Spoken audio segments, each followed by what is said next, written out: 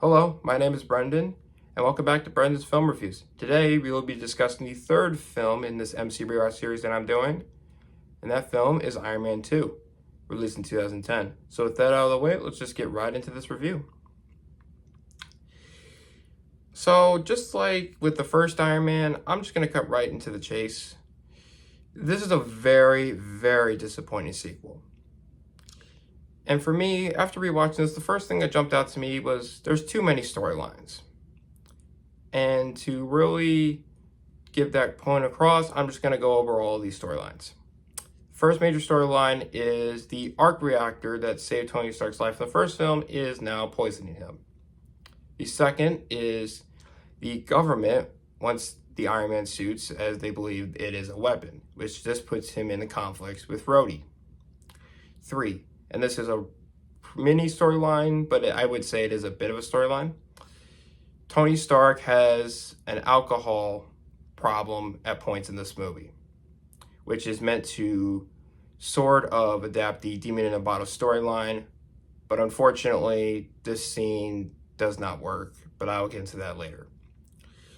Then there's Nick Fury and the Avengers Initiative, which is meant to pay off the post-credit scene in the Iron Man. And finally, there is the villains that he has to deal with, Ivan Vanko, aka Whiplash, and Justin Hammer.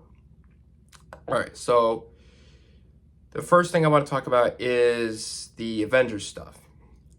Now, I like that they're teasing this stuff. They're not letting this go aside. They're continuing to tease this, but this is too much. What they should have done is have this be a post-credit scene because the scenes do not work. Sam Jackson does a great job as Nick Fury in this movie, but the problem is it comes out of left field almost and hurts the momentum of the movie. And at the end of the day, there's a scene at the end where Nick Fury basically says that Tony Stark is not recommended for the Avengers, which makes no sense because Tony Stark shows up in the Avengers anyway. So that basically makes all this kind of pointless. I do like Black Widow's inclusion. I think it's a nice tease to the bigger picture, just like Phil Coulson in the original Iron Man. But the problem is, again, it's all crammed into this scene with Nick Fury that I don't think works very well in this movie and should have been a post-credit scene. Next, I want to talk about the alcoholism. And while it's not a big storyline, as I feel like the big storylines in this movie were the government, Ivan Vanko, and Ivan Vanko, and the poisoning of his poisoning coming from the arc reactor. But I do think it's something that needs to be talked about because the scene that follows is one of the cringiest scenes in the entire MCU. Seeing Tony Stark pee himself is not entertaining. It's just weird to me. It's not even funny. It's not like the Spider-Man 3 scenes where when I look back on it, I kind of laugh at it, at the pure ridiculousness of it.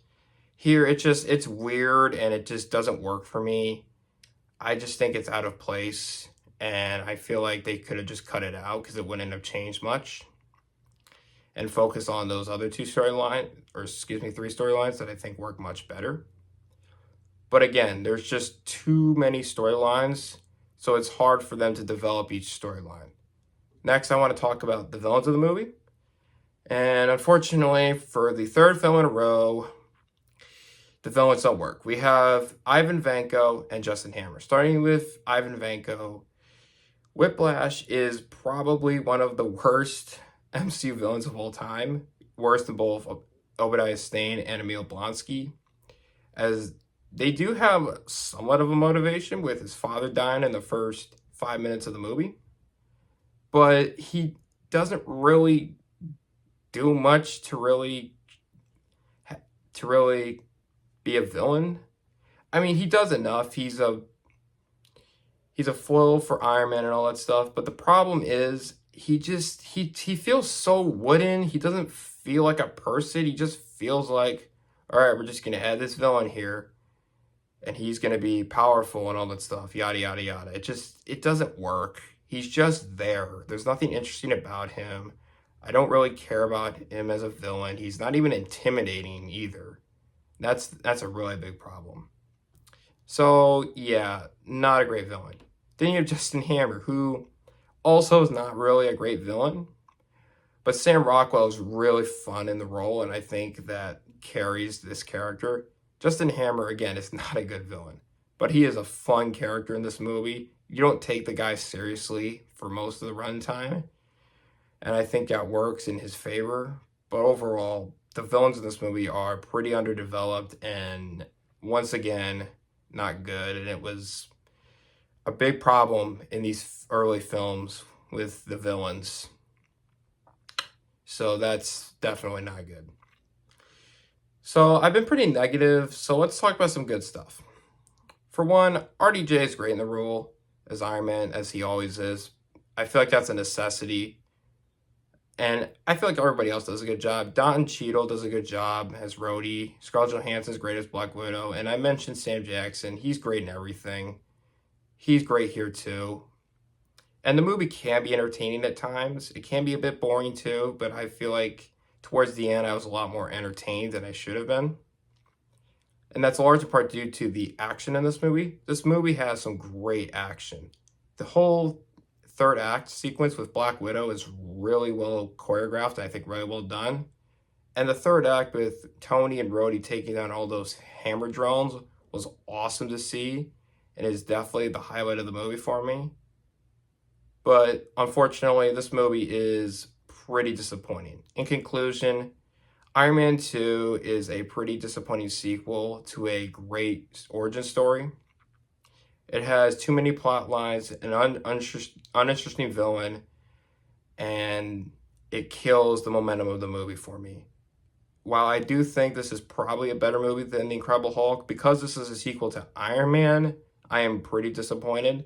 So for me, I have to give this movie a 5 out of 10, and it's probably the weakest of the 3 MCU films I've seen so far.